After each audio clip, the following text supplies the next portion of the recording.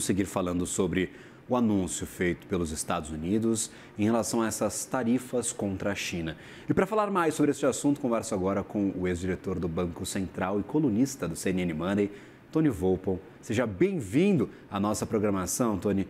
Muito obrigado pela participação. Bom dia, bom dia. Boa tarde, né? Desculpa. O fuso horário é difícil, né, Tony? É complicado. Você fica para lá, fica para cá, olha para lá, o relógio é sempre diferente. Meu caro, o que não é diferente é o termo desta negociação. Parece que China e Estados Unidos falam em uníssono no início dessas tratativas, 90 dias de trégua, bem antes do que todo mundo imaginava, talvez, que aconteceria. As taxas foram cortadas de uma hora para outra. Qual que é o sentimento geral neste início de semana, depois de talvez um avanço tão rápido e um curtíssimo espaço de tempo? Eu acho que os dois países perceberam que a escalada da guerra tarifária ia causar uma recessão em ambos os países. Então, né, simplesmente, né, as tarifas que estavam sendo trabalhadas era efetivamente um embargo, né? Então, nada ia sair, nada ia entrar, né? E dado o fato que você ainda tem, né, uma corrente de comércio que tem caído de importância ao longo do tempo, né, desde a primeira guerra tarifária em 2018, mas ainda é muito importante para ambos os países, especificamente em alguns setores, né, setores críticos. Então, quando o governo, né, quando o Trump percebeu, ou foi convencido que isso ia levar de fato a uma recessão, né, e prateleiras vazias no Natal, que obviamente ia ser politicamente muito danoso a ele e ao Partido Republicano, eu acho que ele meio que mandou o Bessent para a Suíça para vamos negociar vamos primeiro baixar as tarifas e depois fazer um acordo. Na verdade, é isso que está acontecendo. Ambos os lados, e eu acho que a gente não pode menosprezar que o impacto sobre a economia chinesa também ia ser extremamente severo, com pouca saída, né, para os chineses também. Ambos os lados viram que eles iam, né, cair de um precipício e decidiram racionalmente recuar e agora vão negociar alguma coisa. A boa notícia é que eu acho que por ter percebido que esse nível de guerra tarifária é, na verdade, um suicídio, independentemente do que vai acontecer nesses 90 dias, é muito, muito improvável que a gente volte a ver, né, esses níveis de tarifas que a gente teve durante essas últimas semanas, né? Último mês. Então, isso é uma boa notícia. Não quer dizer que, obviamente, está tudo resolvido, né? Mas eu acho que essa é a grande conclusão e positiva conclusão do que ocorreu nesse final de semana.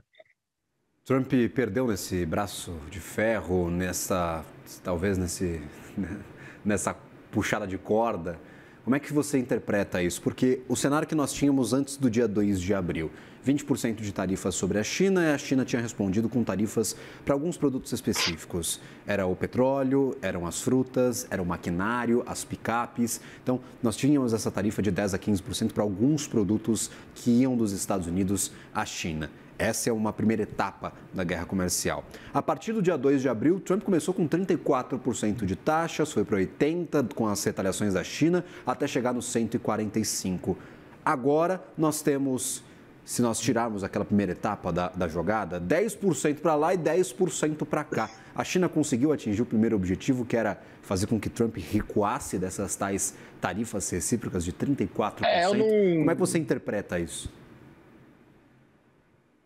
Eu não vejo eu não vejo nenhum argumento para dizer que a China forçou os Estados Unidos ou vice-versa. Como eu disse, eu acho que os dois olharam para o dano que ia ser causado e os dois racionalmente decidiram recuar, né? Então, não acho que a China forçou os Estados Unidos a recuar de forma alguma, né? Eu acho que o Trump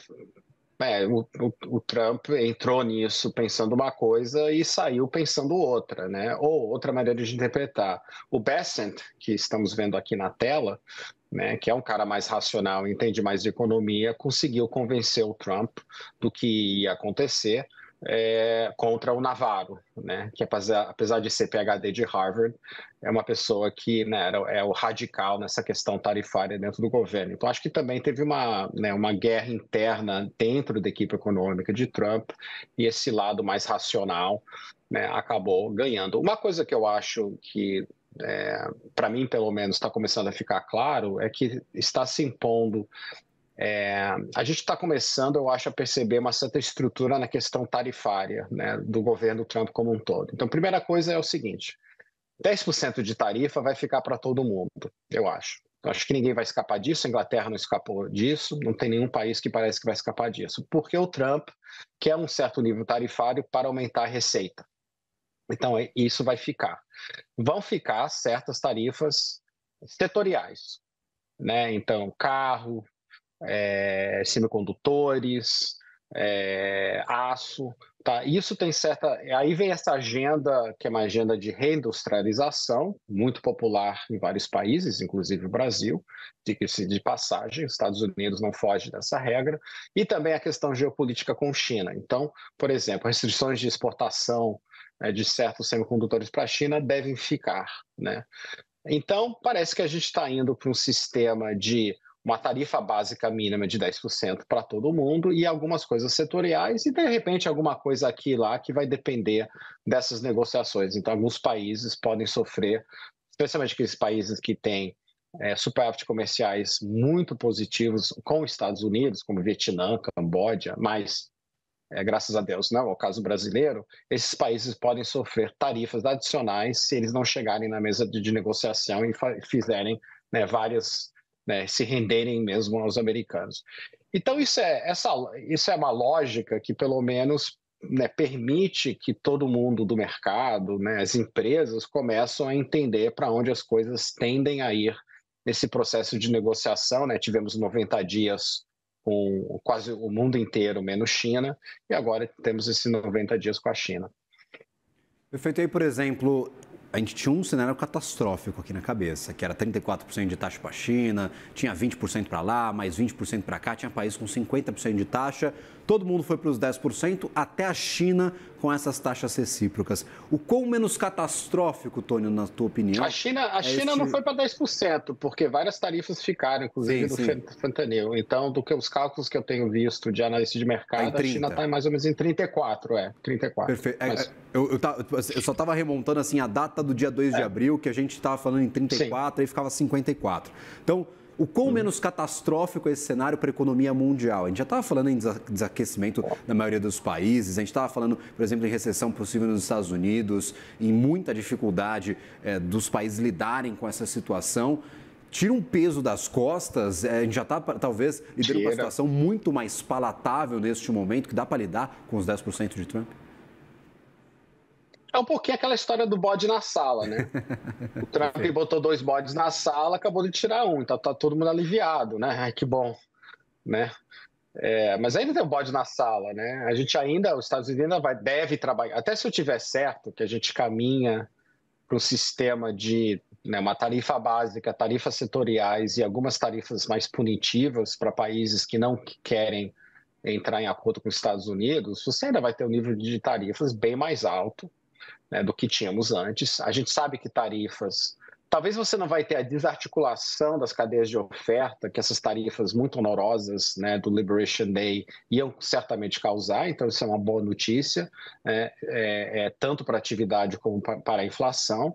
Mas esse nível de tarifação ainda representa um aumento de impostos sobre os consumidores americanos, é bem relevante. Talvez não seja o 2% do PIB que os analistas estavam discutindo. Eu ainda não vi novos cálculos para quando vai cair, até porque ninguém sabe como essa história vai acabar exatamente, mas, de novo, a gente não vai voltar a ter uma tarifa média nos Estados Unidos, que a gente tinha alguns meses atrás, de 2%.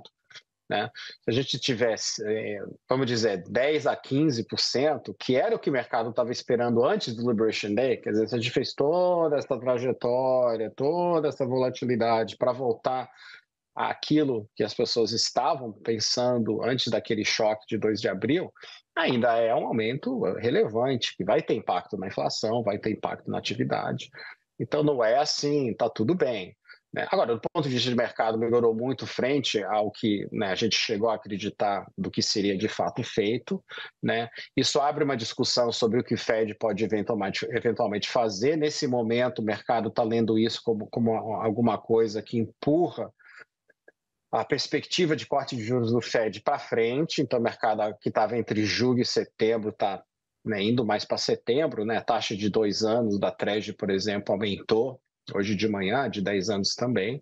Então está tirando um pouquinho do Fed, mas é uma leitura positiva de tirar o Fed. O Fed não vai cortar tanto porque provavelmente a economia americana pode evitar uma recessão. E aí vai ter, o que o mercado está esperando também agora é a agenda fiscal do Trump, né? Como você viu, né, tem essa ideia de taxar as pessoas mais ricas, quer dizer, tem uma discussão orçamentária e fiscal, né, que está bastante dinâmica, e eu acho que isso também vai ter um impacto grande sobre, né, se o mercado vai decidir o tamanho do bode da sala que essa guerra tarifária ainda vai nos trazer. Feito o que o Tony está nos trazendo agora, eu queria até pedir para o pessoal colocar na nossa tela um espelhamento aqui do site do CME Group, que faz os cálculos das probabilidades de cortes de juros nas próximas reuniões por meio da curva de juros dos Estados Unidos. Nós temos agora, para a reunião de junho, praticamente certeza de que as taxas vão ficar onde estão, basicamente estáveis. Para a reunião do mês de julho, 57% de chances, a maioria das chances apontando para mais uma estabilidade. E até o mês de dezembro, teoricamente, os cenários mais prováveis indicam apenas 2 cortes de juros neste 2025. Aqui, ó, dá para ver a última reunião. Nós fecharíamos este 2025 nos cálculos da curva. Claro, isso aqui muda o tempo inteiro, de acordo com o que é negociado no mercado americano, mas entre 3,75% a 4% este intervalo de juros nos Estados Unidos. Nós chegamos em algum momento, quando aquelas conversas sobre recessão nos Estados Unidos estavam no seu pico, a mercado projetando 4 cortes de juros neste mesmo ano, neste 2025. E aí teríamos um corte adicional já no próximo ano, no comecinho de 2026, e praticamente teríamos apenas mais um até o final de 2026. Então mudou bastante, viu, Tony? O mercado ainda não tem certeza de nada do que vai acontecer com essas taxas, e pela última conversa do Jerome Powell, dá para entender que os diretores eles vão esperar o quanto for, porque o custo de esperar para ver parece baixo o suficiente para que isso aconteça. O Powell, minha leitura do Powell foi, olha, os dados reais da economia, desemprego, PIB, não estão mostrando uma grande desaceleração ainda, então eu não vou, né, não vou fazer nada até alguma coisa acontecer e eu não vou me antecipar pela incerteza, né? Então, se ele soubesse de fato o que ia acontecer, né, eu acho que ele poderia dizer, não, eu posso agir por antecipação, né? Que em tese, dadas as defasagens da política monetária, é o que qualquer banco central deveria fazer, né? Sempre olhar suas projeções, olhar o balanço de risco e decidir qual a melhor decisão, né, dado a sua meta. Agora o Paulo está dizendo, olha, eu tenho 2 metas de desemprego e inflação, os 2 devem sofrer, eu não sei qual vai sofrer mais, então eu vou ficar esperando para ver. Eu também não sei o que eles vão fazer no final do dia. Então, vou ficar esperando para ver. Então, por isso que eu acho que o mercado, de novo, o mercado está lendo o que aconteceu no final de semana como positivo para a atividade, deveria ler também como positivo para a inflação, né? Mas já que o Fed tem adotado essa postura mais cética, mais conservadora, né, de não querer antecipar nada, por isso que eu acho que você vê o mercado meio, né, migrando para alguma coisa mais para setembro, né? Mas, como você disse, isso muda o tempo inteiro e, né, um desemprego ruim, um payroll ruim e eles vão cortar juros, disso não tenho dúvida. O que te gera mais dúvida agora nas políticas de Trump? Das tarifas, você acredita que seja o principal ponto de dúvidas? Porque, por exemplo, a agenda fiscal de Trump parece um pouco mais clara, ou há outros pontos que ainda estão nessa conta que a gente já ainda não consegue preencher para saber qual vai ser o resultado? Eu estou interpretando a fala do Bessent e eu também estou apostando um pouquinho na ideia que ele ganhou o argumento dentro da equipe, tá? E, como eu disse, por isso que eu acho que agora a gente pode ter, mas precisamos verificar isso ao longo do tempo, porque estamos falando de Trump, né? Mas acho que agora tem esse desenho, como eu disse, uma tarifa básica, tarifas setoriais que atendem outras, né? Tarifa básica é receita, tarifas setoriais atendem reindustrialização, questões geopolíticas em relação à China e algumas outras tarifas para quem não quiser fazer acordos, né, com os Estados Unidos, né? E então alguns países podem sofrer tarifas acima desse 10%. né? Então, isso pelo menos dá um pouquinho de lógica ao que está sendo feito e não fica aquela. Muito da volatilidade, tá? Era porque, na verdade, você tinha o Bessent e o Navarro, né, o anjinho e o demônio sentados, né, nos ombros do Trump, falando ao mesmo tempo, e o Trump oscilando entre um e o outro. Então, bota a tarifa, tira a tarifa, bota a tarifa, muda. Por que está tarifando? Ah, estou tarifando por causa disso, por causa daquilo. Então, parece que esse ruído, né, está, por hora, né, acabando.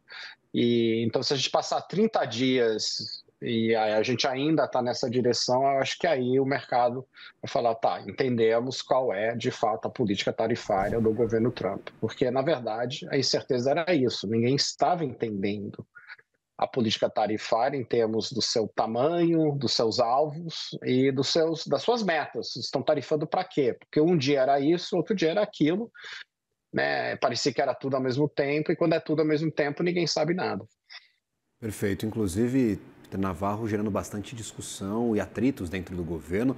O próprio Elon Musk, que é parte da equipe de Donald Trump, chamou Peter Navarro de um verdadeiro imbecil. Então, já viu ali o calor, o nível de temperatura da relação entre esses principais nomes que são hoje os principais conselheiros de Trump em quesitos econômicos. Elon Musk ali apartado, literalmente liderando os cortes de gastos do governo de Donald Trump, e Peter Navarro e Scott Bessent, cada um numa ponta, tentando orientar essa política tarifária. Tony, obrigado pela ajuda a entender este acordo, ou quase acordo, ou nada de acordo, só uma pequena pausa. A gente vai descobrir. Não é um acordo, é um recuo dos dois. Né?